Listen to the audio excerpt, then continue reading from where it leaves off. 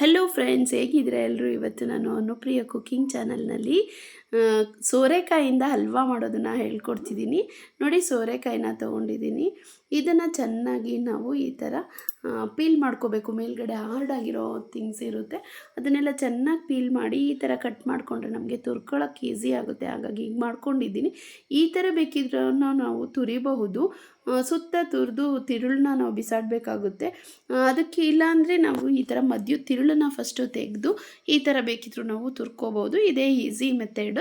ನಾನು ಈಗ ತುರಿದಿದ್ದೀನಿ. ನೋಡಿ, ಈ ಥರ ತುರಿದಿರೋಂತಹ ತುರಿನ ಚೆನ್ನಾಗಿ ಸ್ಕ್ವೀಸ್ ಮಾಡಿ ನೀರನ್ನೆಲ್ಲ ತೆಗಿತಿದ್ದೀನಿ.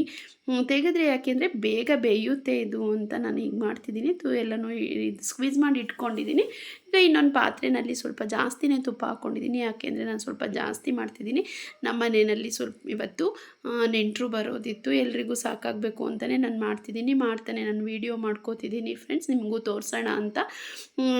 ಈ ಸೋರೆಕಾಯಿನ ನೋಡಿ ಚೆನ್ನಾಗಿ ತಿರುಗಿಸಿ ಬೇಯಿಸ್ಬೇಕಾಗುತ್ತೆ. ಯಾಕೆಂದರೆ ಇದು ಸ್ವಲ್ಪ ನೀರು ಕಂಟೆಂಟ್ ಜಾಸ್ತಿ ಇರೋದ್ರಿಂದ ಸ್ವಲ್ಪ ಟೈಮ್ ತೊಗೊಳುತ್ತೆ. ನಾವು ಸ್ಕ್ವೀಸ್ ಮಾಡಿದ್ರೂ ಟೈಮ್ ತೊಗೊಳುತ್ತೆ ಇದು. ಈ ಥರ ತಿರುಗಿಸಿ ಮುಚ್ಚಿ ಒಂದು 2 ನಿಮಿಷ ಬಿಟ್ಟು, ಮತ್ತು ತಳ ಹಿಡಿಬಾರ್ದು. ಸ್ವಲ್ಪ ದಪ್ಪ ತಳದ ಪಾತ್ರೆನೇ ತೊಗೊಂಡಿದ್ದೀನಿ, ನೀವು ಅದೇ ಮಾಡಿ. ಮುಚ್ಚಿ ಇಟ್ಟಿದ್ದೀನಿ. ಮುಚ್ಚಿಟ್ಟು ಮತ್ತೆ ತೆಗೆದು ಮತ್ತು ಇದನ್ನು ಉಲ್ಟಾ ತಿರುಗಿಸ್ಬೇಕು.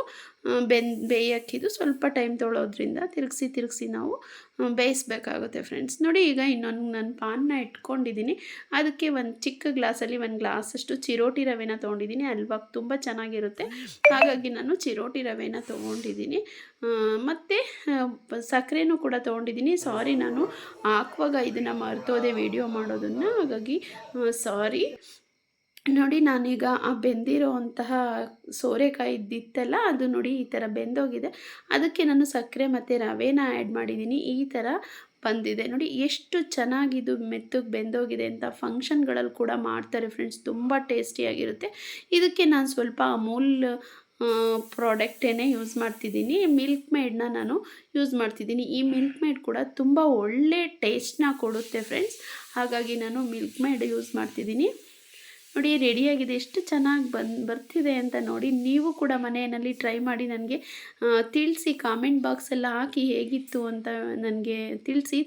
ತುಂಬ ಟೇಸ್ಟ್ ಇರುತ್ತೆ, ತುಂಬ ಈಸಿನೂ ಕೂಡ, ತುಂಬ ಕಷ್ಟ ಏನಿಲ್ಲ ಇದು. ಫಂಕ್ಷನ್ಸಲ್ಲಿ ಅಷ್ಟೊಂದೆಲ್ಲ ಮಾಡ್ತಾರೆ, ತುಂಬ ದೊಡ್ಡ ಅಡುಗೆನೆಲ್ಲ ಯೂಸ್ ಮಾಡ್ತಾರೆ. ಇದನ್ನು ಮನೆಯಲ್ಲಿ ಆರಾಮಾಗೆ ಮಾಡ್ಕೋಬಹುದು ನಾವು. ಈಗ ಇನ್ನೊಂದು ನಿಮಿಷ ನಾನು ಮುಚ್ಚಿಡ್ತೀನಿ ಇದನ್ನು, ಮಿಲ್ಕ್ ಮೇಡ್ ಹಾಕಿರೋದ್ರಿಂದ. ಮುಚ್ಚಿದ್ದಾಗಿದೆ ನೋಡಿ. ಈಗ ಲಾಸ್ಟಿಗೆ ನಾನು ತುಪ್ಪನ ಮಿಕ್ಸ್ ಮಾಡಿದ್ದೀನಿ. ಎಂಥ ಸ್ಟ್ರಕ್ಚರ್ ಕೊಟ್ಟಿದೆ ಇದು, ಟೆಕ್ಸ್ಚರ್ ಬಂದಿದೆ ಅಂತ ನೋಡಿ, ಎಷ್ಟು ಚೆನ್ನಾಗಿದೆ ಅಂತ ನೋಡಿ ಫ್ರೆಂಡ್ಸ್. ಈಗ ಲಾಸ್ಟಿಗೆ ನಾನು ಒಂದು ಬೌಲಲ್ಲಿ ಸರ್ವ್ ಮಾಡ್ಕೋತಿದ್ದೀನಿ. ನೋಡಿ ಎಷ್ಟು ಚೆನ್ನಾಗಿದೆ ಅಂತ. ಈ ವಿಡಿಯೋ ಇಷ್ಟ ಆದರೆ ಲೈಕ್ ಮಾಡಿ, ಶೇರ್ ಮಾಡಿ, ಕಮೆಂಟನ್ನು ಹಾಕಿ ಅಂತ ಹೇಳ್ತಾ, ನೀವಿನ್ನೂ ನಮ್ಮ ಚಾನಲ್ನ ಸಬ್ಸ್ಕ್ರೈಬ್ ಮಾಡ್ಕೊಂಡಿಲ್ಲ ಅಂದರೆ ದಯವಿಟ್ಟು ಸಬ್ಸ್ಕ್ರೈಬ್ ಮಾಡ್ಕೊಳ್ಳಿ ಫ್ರೆಂಡ್ಸ್. Thank you friends.